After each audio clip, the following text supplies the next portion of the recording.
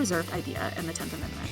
So you have, of course, things that the framers really wanted to ensure that the states were handling on an individual basis. That's important because, remember, they didn't want the government to do things that they thought was against their state's best interest. So some of those things have to deal with education and certain matters of marriage, actually, for instance. And we're going to talk about how those are kind of cooperative later on. But these reserved powers are things that the state can do, but not the national government. So that's important to make sure. So the Constitution does not give the federal government power to do it, but it doesn't deny it to the states. And since we have the 10th Amendment that kind of reserves those things for the states, Congress can't just come up and say, well, the Constitution didn't say I couldn't do it. Well, yeah, the Constitution doesn't say that, but it does. So it leaves a lot of gray area kind of eliminated because of the 10th Amendment. So the states can't do everything, and we know that that's just important. And that means that it has to deal with the national government or national kind of responsibility, or the nation as a whole. The states can't do it.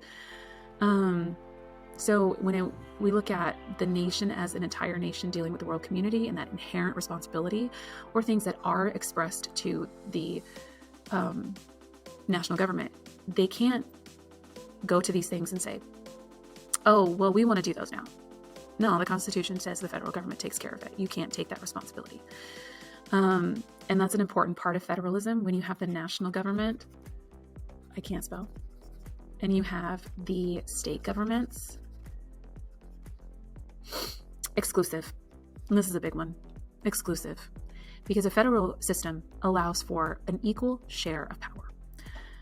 But when you are dealing with a country that has to deal with other countries, and you are dealing with these things that are important on a national level, you have to know that states aren't going to even try to share it.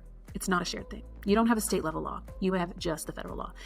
And these are things that are exclusive. Only the federal government can do it. Which one would be coin money, make treaties with foreign states, lay taxes on imports. So when we look again to remind ourselves the difference, it's the idea of shared powers and responsibilities, and the fact that the Constitution is pretty clear on how that power is shared.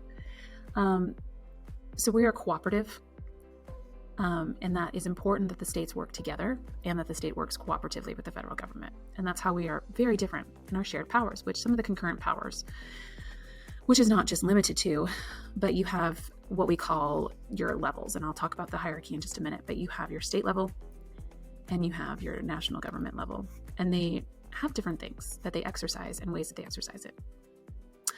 So you have, of course, taxes. So income taxes, when you start paying income taxes, you pay them on a federal level. You have federal tax rate, and then you have a state tax rate. And even in some cities, you have a city income tax. Municipal is what they call them. Defining crimes, setting punishments, and of course, private property for public use, which is eminent domain. Ooh, that's a big one. A lot of things. Federal system and local government. So how they work together. You have 87,000 local government units in the United States today. And it's probably even more so as municipalities are splitting or growing. So you have 50 different states with 87,000 local units split up amongst them. And they're basically working to try to create laws that are in accordance with the Constitution and federal law, while still orchestrating regulation of their state boundaries. So you have local governments that are really more, first, their responsibilities to the states because they were organized by the states, and then through federal government. So what does that mean? You have these kind of powers. So when we were talking about things that are inherent, delegated, expressed, or implied, that's the national powers. And we say national, whereas the executive branch and the judicial branch really come into play. This is mostly applying to Congress and lawmaking. So when you look at most of these things, Congress does it. Coin money is an executive thing. We have the Department of Treasury. They're the ones that basically regulate how much money is in circulation. So that is an executive power. You have regulating trade. That is a legislative power. Raising, maintaining, that's an executive power. Declaring war, we always forget. Who does it? Legislature. And then you have U.S. territories, that's the legislature. We'll talk about how a state gets admitted in future videos, and that's going to come into question if Puerto Rico decides to do it, which they've recently voted after several years of trying. They've recently voted to be a part of the United States. And of course, this is a combined effort. So we talked about federal and local taxes. So this is something that they share. You have the federal level and then the state level. Borrowing money, states can borrow money from other states. States can borrow money from the federal government. But states cannot borrow foreign money.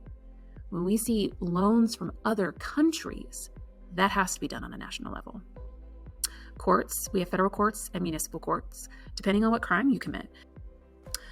State powers. So what's really interesting when you have things like public schools, and I might reiterate this a little bit later, and license requirements for professionals, regulating beverages, conducting elections is a big thing we looked at that is handled locally. And of course, organizing the local governments. But because of this supremacy clause, and that's how it is when you have the hierarchy, you have local city ordinances and things. So for us, it's, Gilbert, and they're going to have their laws. They cannot go against state law. State law cannot go against their state constitution. Every state, 50 constitutions for states. Arizona has its own. And then those cannot go against acts of Congress, treaties, different various, Supreme Court cases. So this is federal law. Federal law supersedes state constitutions. They supersede state laws. That supersedes city law. So a city can't be like, I don't like that law. I ain't gonna do it. Nope. If the hierarchy of authority says you have to do it, you gotta do it. So these are some examples. Washington State passes statutes to help ensure oil tanker safety. Congress enacts a governing oil tanker safety. But then you have this U.S. versus law Supreme Court that ruled that federal law supersedes Washington state laws. So this is the law that the Washington would have to abide by in regards to tanker safety, because this supersedes this. So over everything, Congress can't even set any law that would override Constitution. So really the Constitution, that's the supreme law of the land.